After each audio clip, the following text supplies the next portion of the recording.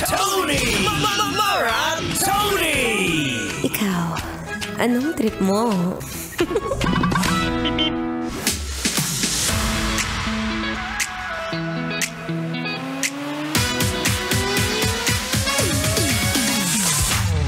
Antaray!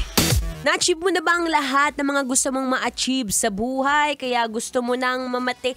Wag muna! Minsan kasi ganun no? Okay lang magkasakit, okay na, masaya na ako kasi nakuha ko naman na siya. Wag ganon, we want to achieve more in life. Kaya ikaw mismo, nangumangata ngayon ng cornic. Ano ba yan? Cornic ba yan? O yung chocolate na, nakaubos ka na ng isang balot ng pulburon? Iba ka na. Kailangan mag-isip-isip bago munang kainin. Alam mo, sa panahon ngayon, bibigay ko na yun. Actually, kanina nga may pa-meeting kami, di ba? Yung pa-meeting namin, merong libreng cake tapos chicken. Andito na naman tayo sa parte. Teka, kakainin ko ba tong chicken na to? Pati ba tong cake na to? Teka, inad ko yung calories. Chicken, 350. Tapos yung cake, 600. Nandito si Ma'am Liko, sabi niya, shh! Wag mo nang, hayaan mo na, basta ang mahalaga, masaya ka sa kinakain mo. Masaya naman din ako na nagda-diet din ako kahit papaano. Diba? Alam mo, mas maganda rin talaga na aware ka sa mga kinakain mo. Lalo na kung meron ka mga kamag-anak na may diabetes. Again, hindi po ako doktor. Isa lang po akong profesional na daldalera, atleta, at nag-research din, diba? So, minsan sabi nga, ang pag-diabetes po, it's also part of your lifestyle.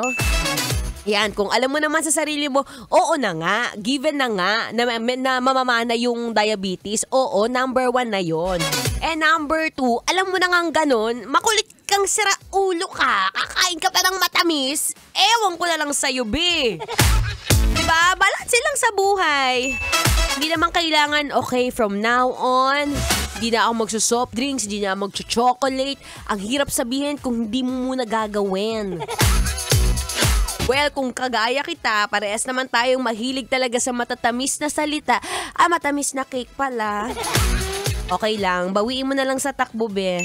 Bawiin mo sa takbo o kaya sa paglalakad. Mamaya kung may oras ka pa na makapag-unat-unat.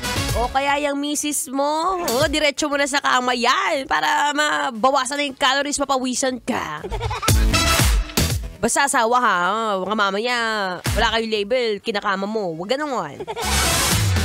Anyway, maraming salamat po sa lahat ng mga nakipagdaldalan. Again, this is Maratoni na gusto ko lang alagaan. Kaya kung alam mo na, ikay may diabetes, kindly check your doctor. Please consult your doctor. Because Maratoni is here just to remind you, my baby. Anyway, muli maraming salamat po sa mga nakipagdaldalan. At ngayon po yung naka-live tayo sa ating social media account, sa ating Facebook. Alam mo, may nabasa ako, no? Sabi niya sa messenger, sabi niya, ano ka ba, Maratoni? Mataba ka ba sa personal? Kasi ang ganda ng boses mo, pero parang ang laki-laki ng boses mo. Parang ang taba-taba mo. To see is to believe. So, pakicheck na lang ng aking social media accounts. It's Maratoni, M-A-R-A-T-O-N-E-E. Pagulat ka, baka akala mo si Alex Dixon, ha? Maratoni po. Anyway, susunod na po ang ating mukharing artista na talaga namang papainitin ang inyong mga gabi. Walang iba kundi si Spicy Opa, DJ Kim Chino. While waiting, makinig mo na ng Feel Good Music ngayong Feel Good Thursday. Kailangan ba bang i-memorize yan? Basic. Metro's number